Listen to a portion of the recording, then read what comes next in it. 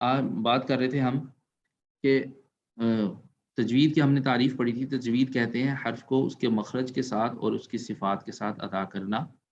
تو حرف کی تو آپ نے پڑھ لیا۔ کل ہم نے دیکھا تھا کہ حرف کو سمجھنے کے لیے 3 چیزیں اس کے اندر ضروری ہیں۔ نمبر 1 شکل، نمبر 2 حرف کا نام، اور نمبر 3 حرف کی آواز۔ ابھی ہم نے شکل اور نام دیکھا ہے، ہم نے آواز کو نہیں دیکھا۔ آواز کے سمجھنے کے لیے، آواز کو جاننے کے لیے پہلے ہمیں ان 2 چیزوں کا جاننا ضروری ہے، مخارج کا اور صفات کا۔ مخارج کہتے ہیں نکلنے کی جگہ، یعنی جہاں سے حرف ادا ہوتا ہے اس کو مخرج کہتے ہیں۔ اب کوئی بھی حرف ایسا نہیں ہے جو جہاں سے اس کا کوئی نہ کوئی مقام لازمی ہوگا، یا وہ زبان سے اس کے نیچے مقامات لکھے ہوئے ہیں، زبان سے نکلے گا یا ہونٹ سے نکلے گا یا حلق سے نکلے گا۔ تو کوئی نہ کوئی حرف ایسا نہیں ہے جو کہیں سے نہ نکلتا ہو۔ تو جہاں سے حروف ادا ہوتے ہیں وہ ٹوٹل 5 جگہ ہیں۔ پہلی جگہ ہے جوف دہن۔ جوف دہن کہتے ہیں منہ کے خلا کو، خلا جو خالی سپیس ہے اس کو جوف دہن کہتے ہیں۔ یہاں سے حروف مدہ نکلتے ہیں۔ حروف مدہ آپ کو معلوم ہوگا 3 حروف ہیں جنہیں ہم حروف مدہ کہتے ہیں۔ مدہ کا مطلب ہوتا ہے لمبا کرنا، لانگ کرنا۔ الف ہے، واو ہے اور یا ہے۔ اور دوسری جو جگہ ہے وہ ہے ہونٹ، یعنی ہونٹ کے ملنے سے کچھ حروف ادا ہوتے ہیں۔ 4 حروف ایسے ہیں جو ہونٹ سے ادا ہوتے ہیں، یا تو ہونٹ کبھی ملے گا یا گول ہوگا۔ یہ ساری تفصیل انشاءاللہ آئے گی۔ اور نمبر 3 ہے زبان۔ زبان دانتوں کے سامنے والے دانتوں سے لگے، سائڈوں والے لگے، داڑھوں سے لگے، یا اوپر تالو سے لگے، کہاں سے لگے؟ 18 حروف ایسے ہیں جو زبان سے ادا ہوتے ہیں۔ اور چوتھا جو جگہ ہے وہ ہے حلق، یعنی جو ہمارا حلق ہے اس سے 6 حروف ادا ہوتے ہیں۔ پانچویں جگہ ہے خیشوم۔ خیشوم کہتے ہیں ناک کا جو ہمارا خالی حصہ ہوتا ہے، ناک کی سپیس ہے، اس کو خیشوم کہتے ہیں۔ یہاں سے کوئی حرف نہیں نکلتا، بلکہ یہاں سے غنہ نکلتا ہے۔ غنہ ہوتا ہے یہ گنگنانا، یہ جو آواز ہے یہ ناک سے نکلتی ہے۔ تو ہم نے جو یہاں پر پڑھنا ہے وہ 3 چیزیں ہم نے پڑھنی۔ جوف دہن کو بھی نہیں پڑھنا ہم نے، خیشوم کو بھی نہیں پڑھنا۔ ہم نے پڑھنا ہے ہونٹ، زبان اور حلق، کہ ان تینوں میں سے ہم نے 28 آوازیں، 29 حروف ہیں لیکن ان کی آوازیں 28 ہیں۔ الف کی کیونکہ آواز نہیں ہے تو وہ 28 آوازیں ہم نے ان 3 جگہوں سے نکالنی۔ تو تجوید کا پہلا جو اہم جو ستون ہم اس کو کہہ دیتے ہیں وہ مخرج تھا، اور تجوید کا جو دوسرا ستون ہے وہ ہے صفات۔ صفات وہ آپ سمجھتی ہیں، صفت کسی کے اندر کوئی اچھائی، کوئی اضافی جو خوبی ہوتی ہے اس کو صفت کہتے ہیں۔ یعنی حرف کو ادا کرتے وقت جو کیفیت ہوگی کہ حرف جلدی سے نکلے یا آرام سے نکلے، حرف موٹا ہو یا باریک ہو، حرف سیٹی والا ہے یا بغیر سیٹی والا ہے، اس کیفیت کو صفات کہتے ہیں۔ سمجھ آ گئی انشاءاللہ؟ اب آگے چلتے ہیں۔ اب صفات اور مخارج کا جاننا کیوں ضروری ہے، ان کی اہمیت کیا ہے؟ اگر ہم ان کے بغیر ہم پڑھیں تو ہمیں کیا پرابلم آ سکتی ہے، کیا پریشانی ہو سکتی ہے؟ دیکھیں، اگر ہم ان کو ادا نہ کریں مخارج اور صفات کو، تو ہمارے قرآن پاک کا معنی حرف تبدیل ہوگا۔ حرف تبدیل ہونے کی وجہ سے قرآن پاک کا معنی تبدیل ہو جائے گا۔ معنی بدل گیا تو پھر بعض مرتبہ ایسا ہوتا ہے کہ معنی اسلام سے کفر والا معنی بن جاتا ہے اور بندہ مسلمان نہیں رہتا۔ مثلا اس کی مثال میں آپ کے سامنے دیتا ہوں۔ الحمد، ہا کے ساتھ اگر ہم پڑھیں الحمد، اس کا مطلب ہے تمام تعریفیں للہ، اللہ کے لیے ہیں، یعنی تمام اچھائیاں، تمام اچھی خوبیاں یہ اللہ رب العزت کے لیے ہیں۔ اگر ہم نعوذ باللہ ہا کی بجائے ہا پڑھ دیں تو اس کا مطلب بن جاتا ہے تمام بری چیزیں نعوذ باللہ اللہ کے لیے ہیں۔ تو تمام برائیاں نعوذ باللہ، اب اللہ کے لیے تمام برائیاں تو نہیں ہیں، اللہ کے لیے تو اچھائیاں ہیں۔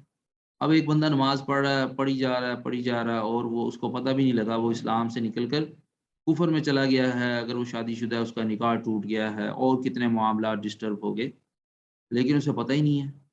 تو اس لیے علماء فرماتے ہیں جو تجوید کے، کہتے ہیں کہ اتنی مقدار میں آپ کو تجوید کا جاننا فرض عین ہے کہ جس سے آپ نماز میں جو صورتیں تلاوت کرتے ہیں وہ کم سے کم آپ کی درست ہو سکے۔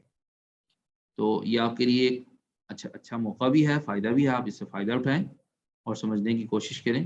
اس کی مثالیں نیچے لکھی ہوئی ہیں۔ تا کے ساتھ 3 پڑھیں تو انجیر کھانے والی چیز ہوتی ہے۔ اگر ہم طوا کے ساتھ پڑھیں تو اس کا مطلب ہو جائے گا مٹی۔ سا کے ساتھ سمن، کوئی چیز خریدتے ہیں اس کی سمن ادا کرتے ہیں، قیمت ادا کرتے ہیں۔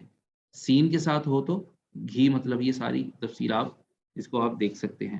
قل قاف کے ساتھ تو کہہ، یعنی امر کا سیگا، اس کو حکم دے رہا ہے کہ تم کہو. اور کل کا یہ بھی امر کا ہے لیکن باریک کاف کے ساتھ، اس کا مطلب ہے تو کھا.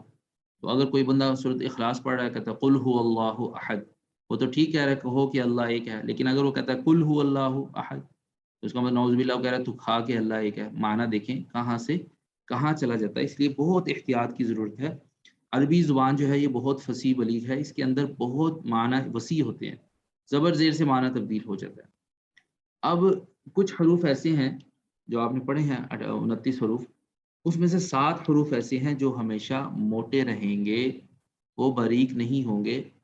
ہمیشہ وہ اپنی ذات کے اعتبار سے موٹے رہیں گے، ان کو موٹا ہی پڑھا ہے. اگر ہم ان کو باریک پڑھ دیں گے تو مطلب تبدیل ہو سکتا ہے. وہ 7 حروف اس کا مجموعہ لکھا ہوا ہے، خص ضغط قز. اگر آپ اس کا مجموعہ یاد کر لیں تو آسانی سے یاد ہو جائے گا. ویسے اوپر لکھا ہوا ہے خا صاد ضاد طا ظا غین قاف. یہ 7 حروف ہیں جو ہمیشہ موٹے رہیں گے. اور 3 حروف ایسے ہیں، یہاں پر تو نہیں دیا ہوا انہوں نے، 3 حروف ایسے ہیں جو کبھی موٹے ہوتے ہیں کبھی باریک ہوتے ہیں. آپ نے شروع میں پڑھا تھا الف جو ہوتا ہے اس کی اپنی آواز نہیں ہوتی. اگر یہ موٹے حرف کے بعد آئے گا تو موٹا ہو جائے گا. مثلا قاف کے بعد الف آتا ہے، قاف الف زبر قا، تو الف موٹا ہو گیا. اگر یہ کاف کے بعد آتا ہے باریک کے بعد تو باریک ہو جائے گا، کاف الف زبر کا. تو نمبر 1 الف، یہ کبھی موٹا ہوگا کبھی باریک ہوگا. نمبر 2 را. را جو ہے یہ بعض صورتوں میں موٹی ہے بعض صورتوں میں باریک ہے. اس کا پورا لیسن ہے وہ انشاءاللہ آگے آئے گا. اسی طرح جو اللہ کا نام ہوتا ہے اللہ، اس کی بھی 2 صورتوں میں یہ موٹا ہوتا ہے، ایک صورت میں یہ باریک ہوتا ہے. یہ بھی انشاءاللہ آگے آئے گا.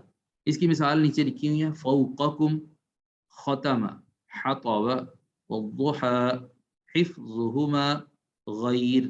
یہ حروف ہمیشہ موٹے ہوں گے. اور اگلی بات، ایک آخری بات رہ گئی کہ ہمیں پرابلم آتی ہے ان حروف میں جنہوں کی آواز آپس میں ملتی جلتی ہے. تمام حروف میں پرابلم، با میں کسی کو مسئلہ نہیں آئے گا، تا سا میں جیم کے اندر کسی کو مسئلہ نہیں آئے گا. مسئلہ آئے گا ان میں جن کی آوازیں آپس میں ملتی جلتی ہیں. مثلا زال یہ باریک ہے، زال زبر ز، اور اس کے بالمقابل ضا جو ہے یہ موٹا ہے. اب دونوں حروف ایک ہی جگہ سے ادا ہو رہے ہیں، یہ دونوں فیملی ہیں اپنی آپس میں. ضا جو ہے اس کی آواز موٹی ہوگی. اسی طرح زال اور زا، سین اور سا، صاد اور سین. اسی طرح حمزہ اور عین، ہا اور ہا.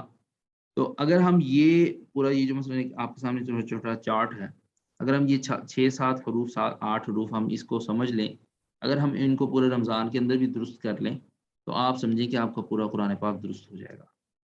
تو اس لیے اس کو کوشش کریں، پریکٹس کریں. انشاءاللہ کل ہم جو ہمارا بہت اہم سبق ہوگا وہ ہوگا مخارج کے بارے میں. آپ کوشش کریں کل لازمی کلاس لینے کی، کل کو اسکپ نہ کریں. مخارج یعنی آپ کے سامنے آئیں گے کہ کون سا حرف کہاں سے نکلتا ہے، اس کی ہم انشاءاللہ لیسن آپ کے سامنے آ جائے گا، اور بس آسان انداز میں آپ کو سمجھا دوں گا.